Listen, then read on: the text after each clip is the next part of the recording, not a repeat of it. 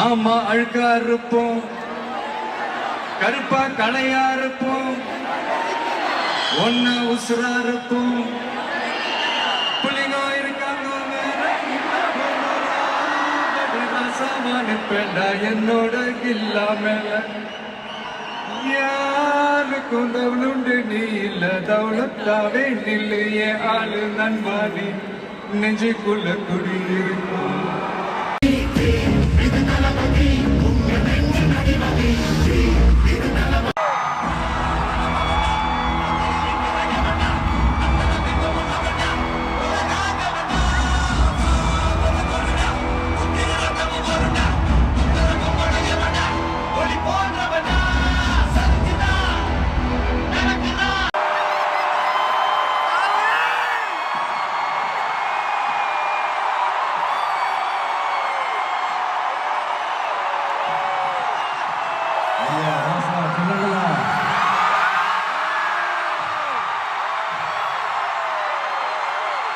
யாரு சாமி நீங்களா?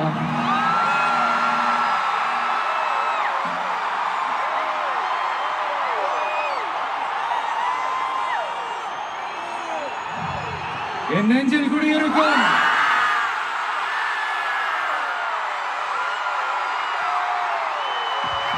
மலேசியா மக்கள், மலேசியா தமிழர்கள், உங்கள் அனைவருக்கும் என்னுடைய வணக்கம் வணக்கம் வணக்கம். அதுலயும் குறிப்பா சொல்லணும்னா,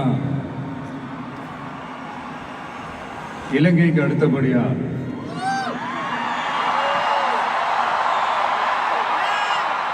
அதிகமான தமிழர்கள் வாழ்ற ஊர்னா நம்ம மலேசியான்னு சொல்லலாம்.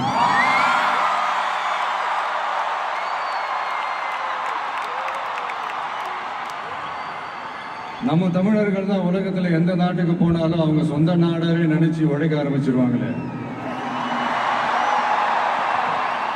அப்படிதான் நீங்க பாத்தீங்கன்னா இந்த மலை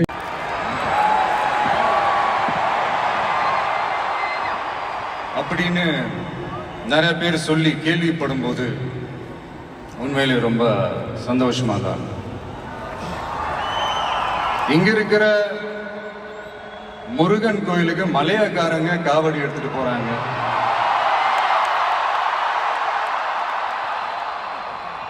இங்க இருக்கிற சைனாக்காரங்க ரொம்ப அழகா தமிழ் பேசுறாங்க.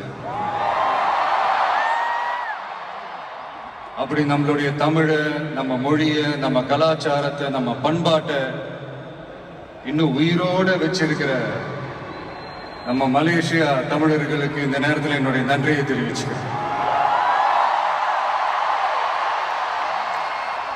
அது மட்டும் இல்ல, இத்தனை வருஷமா நீங்க தமிழ் சினிமாவுக்கு கொடுத்திருக்கிற அந்த ஆதரவு கொஞ்சம் நெஞ்ச ஆதரவு இல்லைங்க, மிகப்பெரிய ஆதரவு. இந்த ஓவர்சீஸ் பிசினஸ்ல எல்லாம் நிறைய நாடுகள் இருக்கு. அதுல ரொம்ப முக்கியமான மார்க்கெட் இந்த மலேசியா மார்க்கெட்னு சொல்லுவாங்க.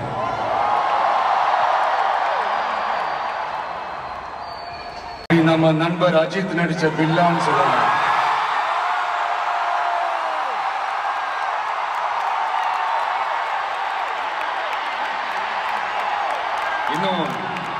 இன்னும் நிறைய படங்கள் இருக்கு.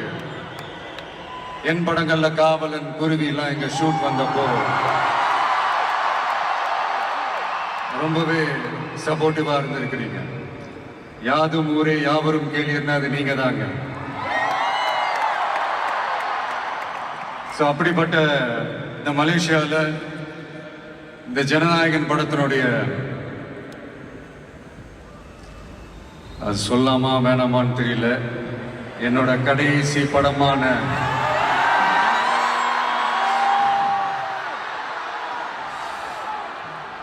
I know it's a little painful, right? என்ன பண்றது, சரி அதை விடுவோம். இந்த ஜனநாயகன் படத்தினுடைய இந்த ஆடியோ லான்ச் இங்க அணியோட கான்சர்ட்லயும் சேர்ந்து நடக்கிறது உண்மையிலே ரொம்ப பெருமையா இருக்கு. பிளஸ் இந்த மலேசியா கவர்மெண்ட்டுக்கும் இந்த நேரத்தில் என்னுடைய நன்றியை தெரிவிச்சு.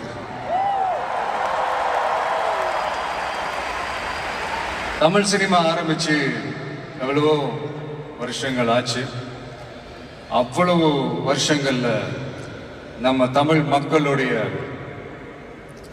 அந்த சந்தோஷத்துல, துக்கத்துல, கொண்டாட்டத்துல, குடும்பத்துல, ஆன்மீகத்துல, உழைப்புல, அரசியல்னு சொல்லி எல்லாத்துலயுமே நம்ம தமிழ் சினிமா அப்படியே கலந்து ஊறி போய் இருக்கு.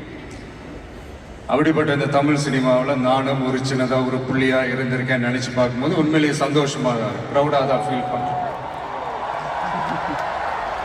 சினிமா விட்டு ஏன் போறீங்க அப்படின்ட்டு நிறைய பேர் கேட்குறாங்க. சினிமான்றது ஒரு மிகப்பெரிய ஒரு கடல். அதுல ஒரு கரையோரமா ஒரு சின்னதா ஒரு மணல் வீடு கட்டணும்னு தான் நான் ஆசைப்பட்டேன். பட் அதே ஒரு மாளிகையா மாத்தி தந்தது நீங்க எல்லாரும் தான், என் ரசிகர்களாகிய நீங்க எல்லாரும் தான்.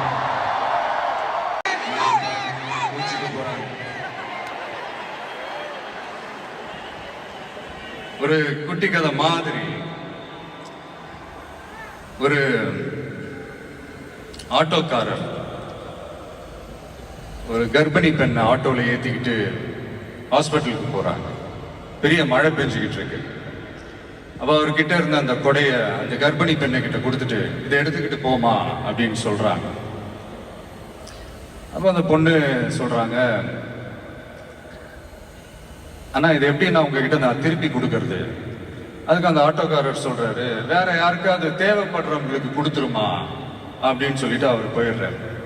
அந்த கர்ப்பிணி பெண் அந்த கொடையை எடுத்துக்கிட்டு ஹாஸ்பிட்டல் வாசலுக்குள்ள போகும்போது அந்த வாசல்ல ஒரு பெரியவர் மழைக்கு பயந்துக்கிட்டு அப்படியே கை கட்டிக்கிட்டு நின்றுட்டு இருக்கிறாரு. அந்த கர்ப்பிணி பெண் அந்த கொடையை அந்த பெரியவர்கிட்ட கொடுத்து, ஐயா இதை எடுத்துட்டு போங்க ஐயா அப்படின்னு சொல்றாங்க. அதுக்கு அந்த பெரியவர் இதே மாதிரி கேட்கிறாரு, அம்மா நீங்க யாருன்னு எனக்கு தெரியாது, எப்படிமா இந்த கொடையை நான் திருப்பி உங்ககிட்ட கொடுக்கறது? அதுக்கு அந்த பொண்ணு சிரிச்சுக்கிட்டே சொல்றாங்க, வேற யாருக்காவது தேவைப்படுறவங்களுக்கு கொடுத்துருங்க ஐயா அப்படின்னு சொல்லிட்டு போயிடுறாங்க. உடனே அந்த பெரியவர் கொடையை எடுத்துக்கிட்டு பஸ் ஸ்டாப்புக்கு வராரு. பஸ் வருது, ஏறி போகும்போது அங்க பாக்குறாங்க ஒரு பூக்கார அம்மா பூவை வச்சுக்கிட்டு ஒரு அட்டையை இப்படி மழைக்காக பிடிச்சிக்கிட்டு உட்கார்ந்துட்டு இருக்கிறாங்க. பெரியவர் போய் அந்த கொடையை அந்த பூக்கார அம்மா கிட்ட கொடுத்துட்டு அவர் பஸ் ஏறி போயிடுறாரு. பூக்காரம்மா அந்த கொடையை எடுத்துக்கிட்டு வீட்டுக்கிட்ட வரும்போது அங்க ஒரு ஸ்கூல் படிக்கிற பொண்ணு பேக்கெல்லாம் மாட்டிக்கிட்டு மழையில ஓடி வர்றாங்க. அவங்க போய் அந்த ஸ்கூல் பொண்ணு கிட்ட கொடையை கொடுத்துட்டு, மழையில நனையாதம்மா இதை எடுத்துக்கிட்டு போங்க அப்படின்னு சொல்றாங்க. அந்த பொண்ணு தேங்க்ஸ் அப்படின்னு சொல்லிட்டு வீட்டுக்கிட்ட வரும்போது அந்த பொண்ணோட அப்பா பதட்டத்தோட வாசல்ல நின்றுட்டு இருக்கிறாரு. பொண்ணு மழையில நனைஞ்சுக்கிட்டு வரணுமே அப்படின்ட்டு. அந்த அப்பா வேற யாரும் இல்லை, அந்த ஆட்டோக்காரர்.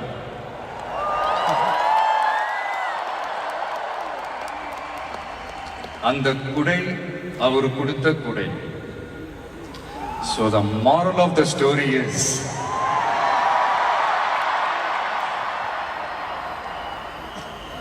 முடிஞ்ச வரைக்கும் எல்லாருக்கும் சின்ன சின்னதா ஒரு நல்லது, சின்ன சின்னதா ஒரு ஹெல்ப் அது செஞ்சு இருந்து பாருங்க. லைஃப் ஒரு மாதிரி ஜாலியா இன்ட்ரெஸ்டிங்கா இருக்கும். ஒரு ஃபேமஸ் சேயிங் ஒன்று இருக்கு, வெள்ளத்துல தவிக்கிற ஒருத்தருக்கு நீங்க படகு கொடுத்தீங்கன்னா பாலைவனத்துல நீங்க தவிக்கிறப்போ அது ஒட்டகமா வந்து நிற்கும். இப்ப யாராவது உங்களுக்கு ஏதாவது கெடுதல் செஞ்சுட்டாங்கன்னு வைங்களேன், அது நீங்க பழி வாங்கிட்டீங்கன்னு வைங்களேன், அந்த நாள் முழுக்க நீங்க சம மகிழ்ச்சியா இருப்பீங்க. எப்படி பார்த்தல எப்படி பழி வாங்கினேன். ஆனா அதே மனுஷனை மன்னிச்சு விட்டு பாருங்க, வாழ்நாள் முழுக்க நிம்மதியா இருப்பீங்க. அதனால யாரையும் கஷ்டப்படுத்துறதுக்கோ, யாரையும் அவமானப்படுத்துறதுக்கோ, யாரையும் பழி வாங்குறதுக்கோ இல்லைங்க இந்த வாழ்க்கை. நான் முடிஞ்ச வரைக்கும் முன்னாடியே சொன்ன மாதிரி சின்ன சின்னதா ஒரு நல்லது, ஒரு சின்ன சின்னதா ஹெல்ப் இது செஞ்சு பாருங்களேன். எங்கேயோ ஒரு இடத்துல ஃபியூச்சர்ல உங்களுக்கு இது கை கொடுக்கும் அப்படின்னு நான் நம்புறேன். பிடிச்சிருந்தா எடுத்துக்கங்க, இல்லைன்னா விட்டுருங்க. Free advice. இப்போ இந்த ஈவெண்ட், இந்த ஹீரோ ஆஃப் திஸ் ஈவெண்ட்டுக்கு வருவோம், மிஸ்டர் அனிருத். அவருக்கு நான் ஒரு பேர் வைக்கலான் இருக்கேன். MDS. Anybody? Ramya, can you guess? M Vijay, can you guess? MDS. MDS தெரியல சார், நீங்களே சொல்லுங்க. Musical Departmental Store. அதாவது அந்த ஸ்டோரை திறந்து நீங்க உள்ள போயிட்டீங்கன்னா அன்லிமிட்டடா என்ன வேணுமோ எவ்வளவு வேணுமோ எல்லாத்தையும் எடுத்துக்கிட்டு ஹாப்பியா வரலாம். அது சாங்ஸா இருக்கட்டும், பிஜிஎம்மா இருக்கட்டும், இல்ல பேக்ரவுண்ட் ஸ்கோர்ல அந்த பிட் சாங்ஸா இருக்கட்டும், எஃபெக்ட்ஸா இருக்கட்டும், இந்த மாதிரி என்ன டிசப்பாயிண்ட் பண்ணதே இல்லை அனி. அது என்னுடைய படம் ஆல்பமா இருக்கட்டும், இல்லை மற்றவங்க படம் ஆல்பமா இருக்கட்டும், படிப்படியா ஏறி போய்கிட்டே இருக்கிறாரு. ஸோ ஹாப்பி ஃபார் யூ அனி. அண்ட் என்னுடைய டைரக்டர் H. வினோத் ஒரு சமூக பொறுப்புள்ள ஒரு இயக்குனர் சொல்லலாம். ஒரு கமர்ஷியல் படமாகவே இருந்தாலும் அதில் ஒரு சமூக பொறுப்புள்ள விஷயங்கள் சொல்லணும், சில நல்ல ஐடியாலஜிக்கல் விஷயங்களை சொல்லணுன்றதுல ரொம்ப கவனமாக இருப்பாங்க. ஆல்ரெடி ரெண்டு வாட்டி படம் பண்ணுறதா இருந்தது. ஸோ அதெல்லாம் மிஸ் ஆகி இந்த ஜனநாயகன் படத்தில் 2 பேரும் சேர்ந்து ஒர்க் பண்ணதில் ரொம்ப சந்தோஷம். அண்ட் என்னுடைய வில்லன் பாபி டியோல், அவருடைய ஸ்க்ரீன் ப்ரெசன்ஸே நெக்ஸ்ட் லெவல் தான். ஆக்சுவலாக அவருடைய 2 முக்கியமான 2 படங்கள் தான் அதுலேருந்து இன்ஸ்பயர் ஆகி பண்ணது தான் பிரியமுடன், வில்லு எல்லாமே. சார், முக்கியமான படங்கள்னா அது என்ன படம் எங்களுக்கு தோண மாட்டேங்குது. அது எதுக்குமா? அதான் நான் ஷூட் ஸ்பாட்ல அவர்கிட்ட சொல்லும் போது இதே தான் நான் சொன்னேன். சார், உங்களுக்கே தெரியாம உங்க 2 படத்தை நாங்க சுட்டுட்டோம் சார் அப்படின்ட்டு. அவர் அப்படியே விச் மூவி அப்படின்னாரு. ஐயோ, நம்மளே வாய் கொடுத்து மாட்டிக்கிட்டோம். அதனால அது மாதிரி நிறைய இன்ஸ்பயர் ஆயிருக்கும் அவருடைய படங்கள் பார்த்து. அதுதான் சொல்ல வந்தேன். குடும்பங்கள் கொண்டாடும் டாட்டரா கூட மாறிடுவாங்க அப்படின்னு தான் நான் நினைக்கிறேன். என்னுடைய நல்ல ஒரு ஃப்ரெண்ட் அவங்க. அண்ட் பூஜா, தமிழ் சினிமாவின் மோனிகா பெலுஜி,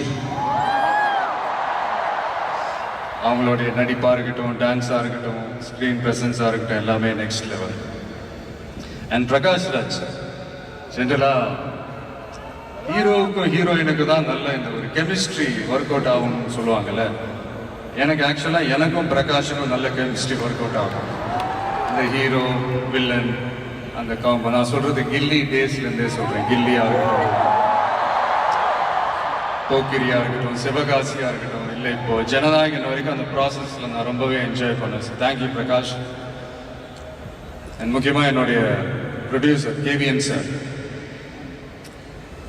அவங்க ஆக்சுவலாக இந்த படம் 2023 அந்த பேச்சுவார்த்தையெல்லாம் ஸ்டார்ட் ஆகிடுச்சு. இந்த மாதிரி படம் பண்ண போகிறோன்ட்டு. அதே நேரத்தில் நான் வந்து என்னோட இந்த பொலிட்டிக்கல் சைடும் அது அந்த அனௌன்ஸ்மெண்ட்லாம் வந்துருச்சு. அப்போ நான் அவர்கிட்ட நான் கேட்ட ஒரே ஒரு விஷயம் தான் அவர்கிட்ட நான் கேட்டேன். சார், சும்மாவே என் படத்துக்கு பிரச்சனை வரும், இதில் வேற ட்ராக்கை நோக்கி போகிறேன், எப்படி சார் இந்த டைமில் நீங்கள் படம் எடுத்து பண்ணுறீங்களா, பரவாயில்லையான்னு கேட்டேன்.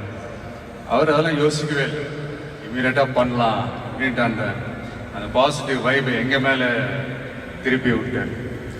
ஸோ இந்த நேரத்தில் அந்த படம் நீங்கள் எடுத்து பண்ணதுக்கு ரொம்ப நன்றி சார். ஏன்னா அதுலேருந்து ஸ்டார்ட் ஆகி இன்னைக்கு இந்த ஆடியோ ஃபங்க்ஷன் வரைக்கும் வந்து நின்றுருக்கிறோம். எதுலையுமே தலையிட மாட்டார். நம்மளுடைய கோ ப்ரொடியூசர்ஸ் ஜெகதீஷ், லோஹித்லாம் சொல்லுவாங்க, இவர் என்ன சார் எதுலையுமே தலையிடவே மாட்டாரு, என்ன நடக்குது, ஏது நடக்குது, ஷூட்டிங் நடக்குதா இல்லையா, என்ன செலவாகுது, எதுவுமே கேட்க மாட்டேன்றாரு. அது ஒரு விதத்தில் ப்ளஸ்ஸாகவே இருந்தாலும் இன்னொரு விதத்தில் மைனஸாகவும் இருக்குது அப்படின்ற மாதிரி விளையாட்டாக சொல்லிட்டு இருப்பாங்க. ரொம்ப அவருக்கு இந்த மாஸ் ஃபிலிம் வலுவான எதிரிகள் இருக்கணும்.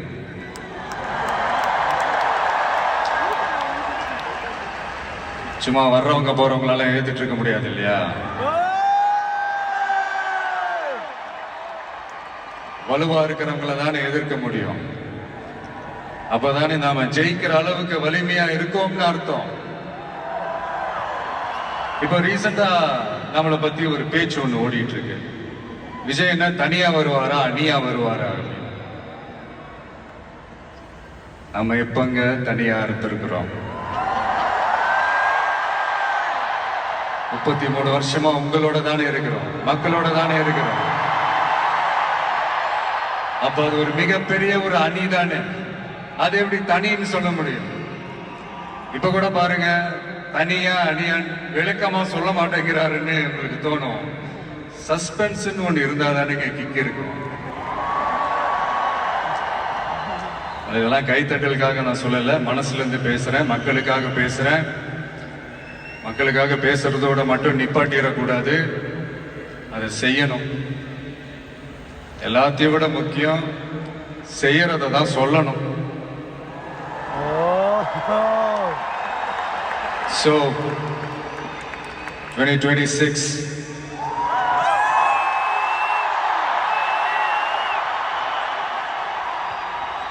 history repeats itself.